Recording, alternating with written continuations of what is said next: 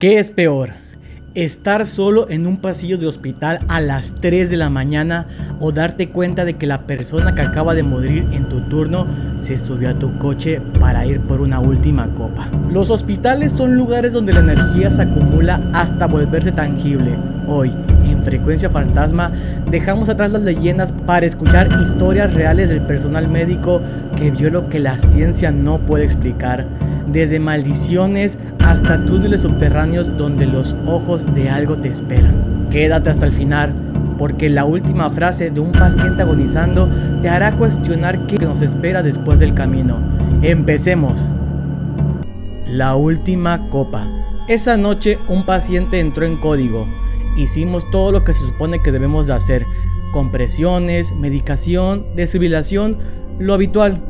A veces funciona, pero esta vez no. Lo declararon muerto.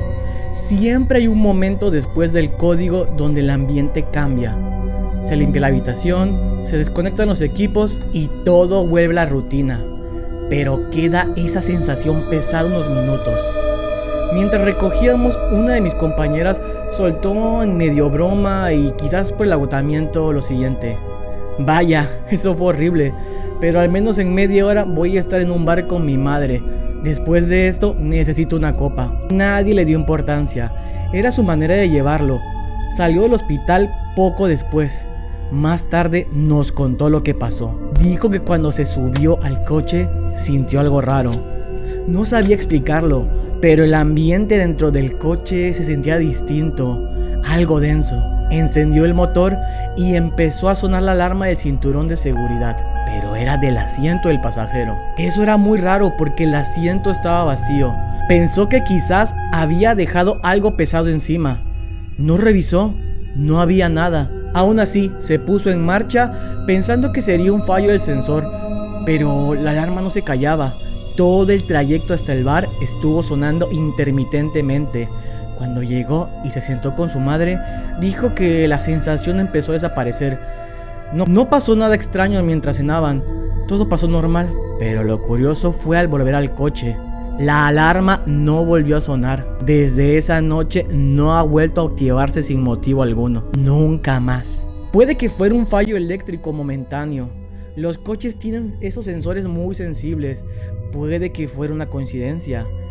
Pero a ella le quedó la sensación de que no estaba sola en ese trayecto.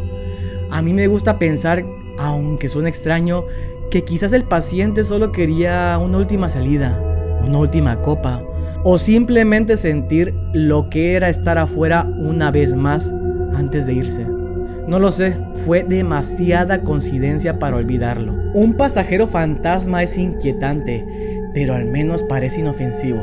Sin embargo, en el hospital de Cardiff hay una sección subterránea donde lo que habita en la oscuridad no quiere tu compañía. Si alguna vez te pierdes en los túneles de un hospital viejo, reza por no escuchar jadeos detrás de ti.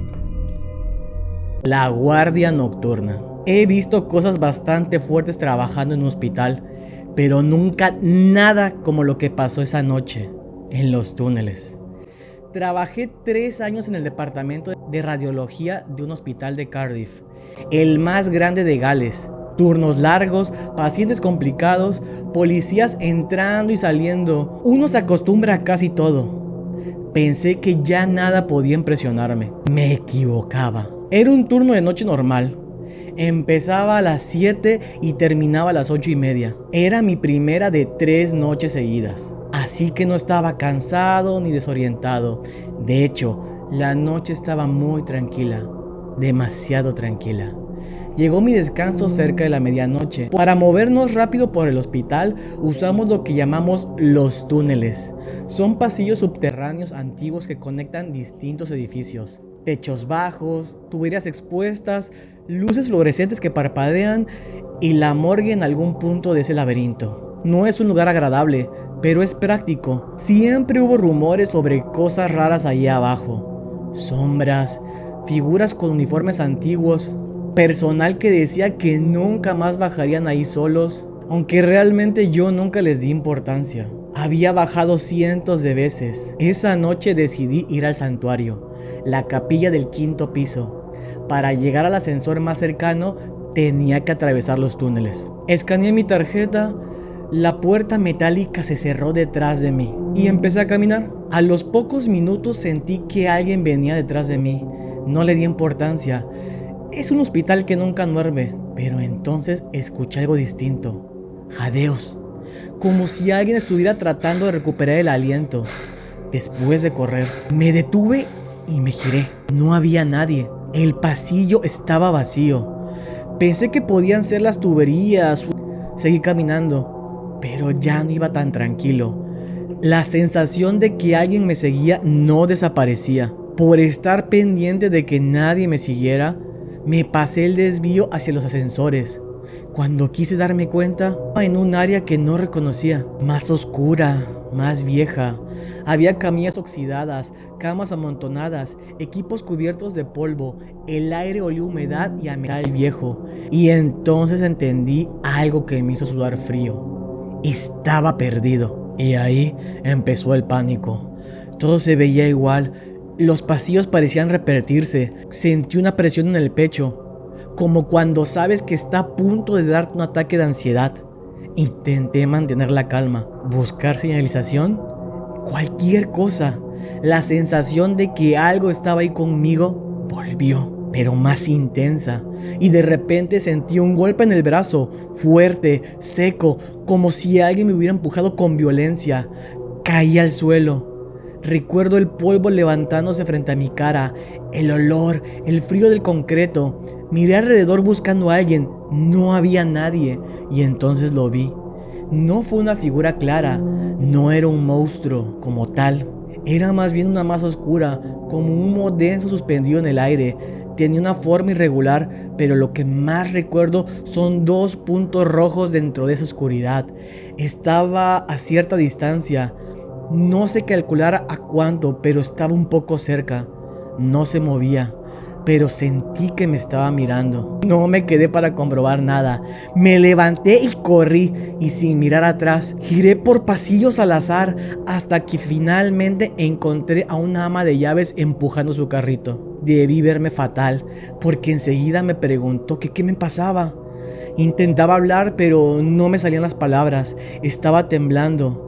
Entonces me agarró de los brazos y me dijo algo que todavía me pone la piel de gallina. Tú también lo viste, ¿verdad? ¿Qué me dijo? ¿Que lo vi? Dijo, tú también lo viste, ¿verdad? No volví a bajar a los túneles después de eso. No sé qué fue. Tal vez el estrés, tal vez un ataque de pánico combinado con sugestión. Tal vez mi mente me jugó mal por el miedo que tenía. Pero lo que no puedo explicar es la reacción de ella. ¿Por qué me preguntó si yo también lo había visto? Al día de hoy siguen circulando historias sobre cosas raras allá abajo. Yo no sé qué hay en esos pasillos y sinceramente tampoco quiero saberlo. Esa pregunta de la empleada, ¿tú también lo viste?, es lo que confirma que no estamos locos. Pero en nuestra siguiente historia, el horror no es una masa de humo, sino una figura definida con un detalle perturbador. Un hombre con una bolsa en la cabeza que aparece justo antes de que el ambiente se congele. El hombre de la bolsa. Trabajaba como enfermera en un hospital en el Reino Unido, que originalmente se construyó durante la Segunda Guerra Mundial como algo temporal. Obviamente lo temporal se quedó. Con los años le hicieron ampliaciones y remodelaciones, pero todavía conserva partes antiguas que se sienten distintas. Esta experiencia pasó en un turno de invierno, de madrugada. Era una noche relativamente tranquila hasta que ingresó un paciente con una infección. Nada neurológico, nada que afectara su orientación. Estaba lúcido, coherente, sabía dónde estaba y el por qué. Lo colocamos en una habitación individual. Alrededor de las 2 o 3 de la mañana empezaron los gritos. No eran quejidos de dolor, eran gritos de pánico. Otra enfermera y yo corrimos hacia la habitación. Cuando entramos, el paciente estaba sentado en la cama, señalando hacia los pies y llorando. Decía que había un hombre parado al pie de la cama, un hombre con una bolsa en la cabeza. Intenté calmarlo, explicarle que no había nadie ahí, que estaba seguro, pero mientras le hablaba sentí algo extraño. No fue ver nada, fue una sensación como si el ambiente hubiera cambiado al entrar, más frío, más pesado. No dije nada en ese momento porque no quería sugestionarlo. Conseguimos tranquilizarlo poco a poco. Se recostó de nuevo y, aunque nervioso pero más calmado, nos dimos la vuelta para salir. Y fue entonces cuando lo vimos. Fuera de la habitación hay unas puertas dobles en un pequeño recoveco. No se ve desde la cama del paciente, pero sí cuando sales del pasillo. Justo al cruzar la puerta, ambas vimos una figura oscura pasando frente a las puertas. No fue una sombra normal proyectada por alguien caminando. Fue una silueta definida, alta, oscura, que cruzó de un lado al otro. Duró un segundo, tal vez menos. Nos quedamos quietas. Y entonces caímos en cuenta de algo muy importante. Esa puerta siempre está cerrada con llave. Para que alguien pasara por ahí, tendría que haberlas abierto, cruzado y vuelto a cerrarlas. Eso lleva tiempo. Además, no escuchamos absolutamente nada. Ni cerradura, ni manija. Nada. Solo esa figura pasando. Nos miramos. Ninguno dijo, ¿viste eso? Al principio solo nos quedamos en silencio unos segundos, como esperando que alguna encontrara alguna explicación lógica. No la hubo. Volvimos al puesto de enfermería algo alteradas, intentando racionarlo. Podría ser el cansancio, un juego de luces, una coincidencia en el momento exacto en que salíamos. Pero lo que me sigue inquietando es el paciente. Describió a un hombre con una bolsa en la cabeza. Antes de que viéramos esa silueta, ese hospital tiene muchas historias. Yo personalmente he vivido muchas cosas raras ahí y tengo 5 años trabajando. Y desde esa noche, cada vez que escucho gritos a las 3 de la mañana, siempre miro primero hacia esas puertas. A veces el horror es una aparición, pero otras veces es una sentencia. Lo que estás a punto de escuchar es el relato de una negligencia médica que terminó en una maldición real. Dicen que en esa habitación el paciente nunca se fue y se encargó de destruir la vida de quien lo dejó morir. La maldición. Cuando empecé en la unidad de cuidados intensivos, había una enfermera nueva que encajaba perfectamente con el estereotipo de la chica rubia y boba. Extrovertida, segura, muy social, pero en esta área eso no siempre juega a tu favor. Las enfermeras de cuidados intensivos pueden ser muy exigentes y intensas, a veces duras. A mí me gustaba ese ritmo, pero ella lo tomó diferente. Le hacían novatadas, comentarios, la mandaban por cosas innecesarias. Nada fuera de común en este tipo de ramas, pero sí era muy constante. Un día ingresó un hombre caribeño. No era un paciente fácil. Estaba consciente, irritable y llevaba horas discutiendo con el personal. Se quitaba las cosas, tocaba los cables, hacía comentarios provocadores. Varias veces intentó manipular sus líneas solo para llamar la atención. En ese turno, la enfermera nueva estaba asignada a él. En algún momento de la madrugada, el monitor de su línea arterial dejó de marcar. La línea pareció plana. Ella asumió que él estaba jugando otra vez. No fue de inmediato a revisar. Pasaron varios minutos. Cuando finalmente entró a la habitación, el suelo estaba cubierto de sangre. Se había retirado una línea importante y había sangrado de una forma masiva. Se activó el código azul. RCP, intentaron todo, no respondió. Murió esa misma noche. Recuerdo el silencio que quedó después. No era un silencio normal, era más denso. La madre llegó poco después. Era haitiana. Cuando le explicaron lo ocurrido, gritó cosas que nadie ha podido olvidar. Maldijo a las enfermeras, maldijo a la habitación y maldijo a la unidad completa. Algunos lo tomaron como palabras de una madre que andaba llevando el duelo. Pero después de eso empezaron a pasar cosas. Pacientes que estuvieron en esa misma habitación comenzaron a decir que veían a un hombre al pie de la cama. Algunos lo describían como un hombre negro con rastas. Otros solo decían que había alguien mirándolos. No todos lo mencionaban, pero pasó más de una vez. El personal evitaba esa habitación cuando podía. Había una sensación incómoda ahí dentro. Nada que pudiera señalar particularmente. Solo se sentía raro el ambiente. Y la enfermera nueva. Nada le volvió a salir bien después de esa noche. Errores menores, confusiones. Se veía agotada. Aunque descansaba, perdió seguridad. Comenzó a cometer fallos pequeños que antes no cometía.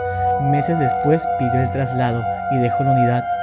Nunca he sido especialmente supersticioso. Trabajo en un entorno donde la muerte es parte del día a día, pero desde ese entonces, cada vez que me asignan esa sección, no puedo recordar evitar aquella noche. Tal vez fue culpa, tal vez sugestión colectiva, tal vez solo coincidencias, pero algo cambió en esa habitación después de que él murió, y todos lo sentimos. Hemos visto sombras y maldiciones, pero nada te preparará para el testimonio final. ¿Qué pasa cuando un hombre está a punto de morir, mira al techo con terror y te asegura que tú no eres lo que él esperaba ver? Prepárate para el encuentro más escalofriante de un enfermero de cuidados paliativos. ¿El ángel? Soy enfermero en la unidad de cuidados intensivos y también actúo como enlace espiritual cuando las familias lo necesitan. Esta experiencia fue con un paciente en cuidados paliativos. Sabíamos que estaba muriendo. Su hija estaba con él todo el tiempo. Era profundamente cristiana y muy abierta sobre su fe. Esa tarde entré a la habitación y ella estaba sentada a su lado. Era relativamente todo tranquilo, especialmente para un paciente que sabe que está a punto de llegar al final de su vida. De pronto la hija salió al pasillo y me tomó del brazo. Tenía la cara completamente desencajada. Señaló hacia la habitación y me preguntó en voz baja: ¿qué está mirando mi padre? Entré. El paciente estaba despierto, tenía los ojos muy abiertos y miraba fijamente al techo. No solo miraba, seguía algo con la mirada, de un lado al otro, como si algo se moviera sobre él. Estaba agarrando las sábanas con muchísima fuerza. Tenía una expresión de terror. La hija detrás de mí susurró: está viendo un ángel. Y si es un ángel, ¿por qué está tan asustado? No supe qué responder. Me acerqué a la cama para evaluarlo. Pensé que era una hipoxia, delirio terminal, alguna alteración neurológica. Era lo más lógico.